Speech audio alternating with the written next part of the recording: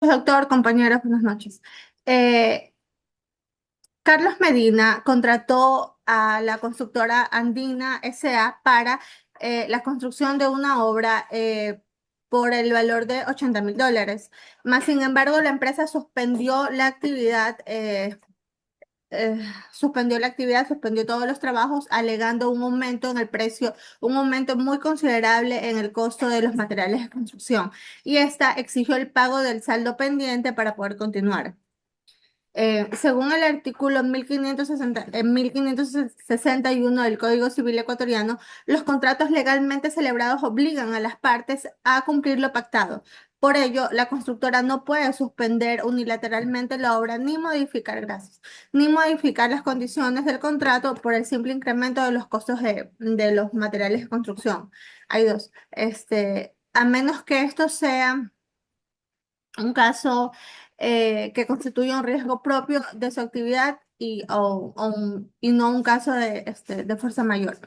Al paralizar la construcción sin una causa legal válida, la empresa incurrió en un incumplimiento contractual. En consecuencia, Carlos Medina puede retener el pago pendiente hasta que la obra sea ejecutada conforme al acordado. La constructora Andina S.A. no está facultada para suspender la obra ni para exigir pagos adicionales por el aumento del costo de los materiales.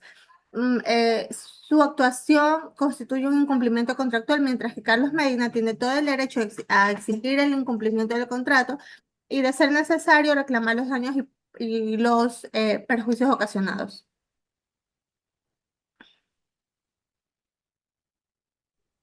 Bueno, existe un problema jurídico, ya que Pedro Medina se encuentra obligado a responder de forma inmediata las acciones judiciales, o tiene razón que debe existir una sentencia previa que demuestre el incumplimiento de Carlos.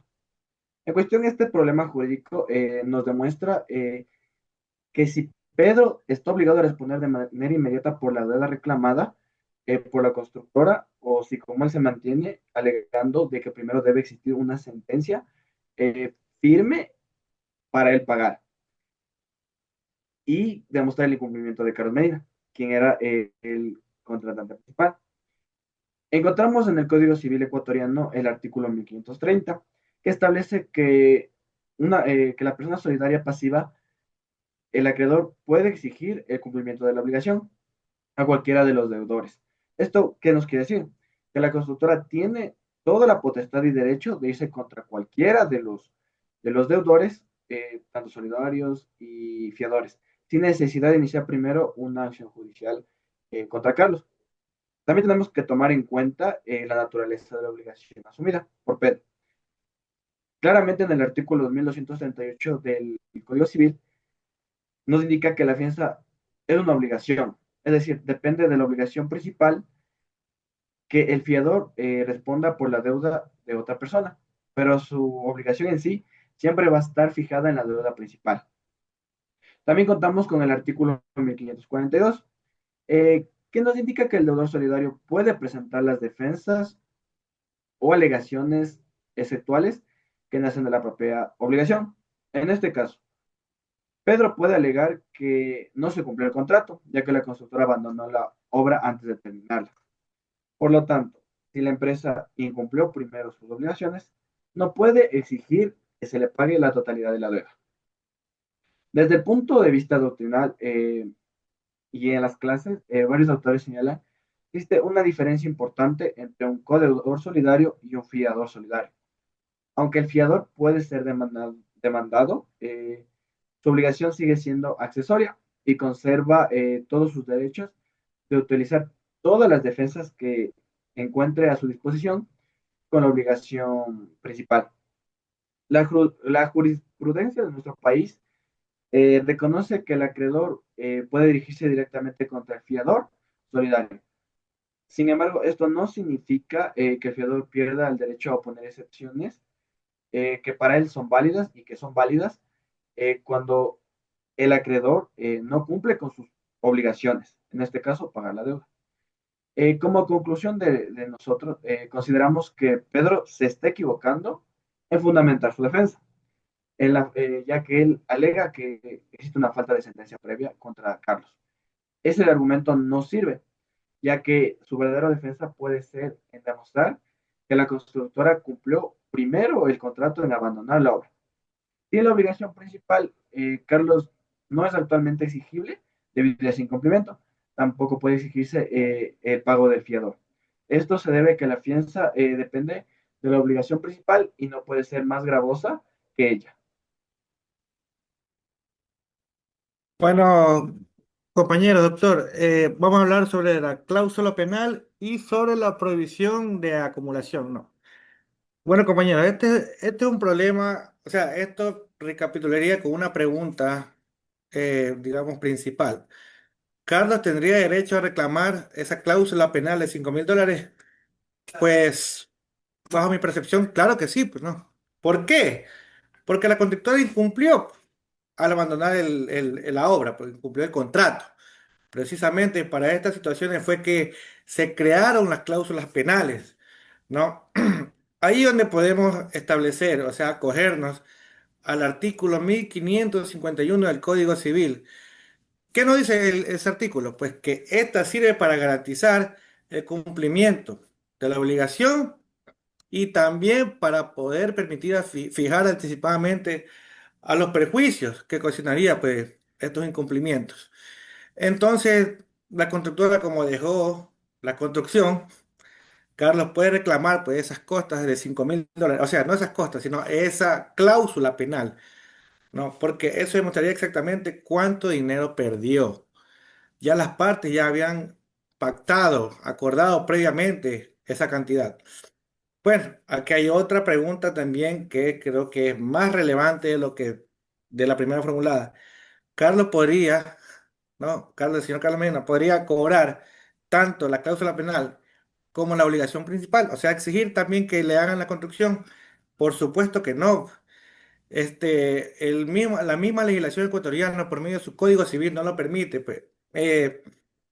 La norma, o sea, el artículo 1553 establece que en ese punto, ¿no? La ley, la norma en regla general, no permite reclamar, ¿no? Al mismo tiempo la obligación principal y también la causa penal, ¿no? Porque se beneficiaría el doble y no es así, pues solamente hay una cláusula impuesta y esa debería cobrarla por incumplimiento de contrato. O sea, en este caso serían los $5.000, pero completos, señores. Bueno, entonces, en este caso, ¿qué haría el señor Carlos? Pues aquí entraría este, la norma esta que permite escoger entre la una, que es la obligación principal, y la otra, que es la cláusula penal, que creo que es el artículo 1505 del Código Civil. Ya. Entonces, siendo sincero, muchachos, yo, de Carlos, ¿no? De Carlos, yo haría lo que es darle resolución al contrato. Bueno, ¿qué quiere decir con esto? Quiere decir que dar por finalizado el contrato y cobrar la cláusula penal que por ley me corresponde por incumplimiento del contrato. Pues no establecería yo otro pacto con él para que me cumpla, porque ya me cumplió una vez. Entonces yo creo que por lógica cobraría yo la cláusula penal y diera resolución al contrato. También creo que también la redacción del contrato no fue muy específico porque solamente hicieron nomás de manera general directamente la cláusula penal sin nada más, o sea, fue algo ambiguo. Fue nomás que impusieron la cláusula penal de $5.000 por incumplimiento, nada más, no por retraso ni por otras cuestiones específicas, solamente de manera directa, simple y general. Y bueno, entonces, bajo mi percepción, el señor Medina, no, el señor Carlos, sí tiene derecho a cobrar los $5.000 que le corresponde por la cláusula penal que está estipulada en el contrato, más no obligar a que le cumplan, ¿no? La obligación general, que es continuar con la obra, porque ya una vez que ya incumplió, entraría a cobrarle, a darle resolución al contrato y cobrar, ¿no? La cláusula penal. O también puede luchar porque le cumplan, le cumpla la obra. Pero yo consideraría que mejor aplique la cláusula penal y dé resolución al contrato. Gracias.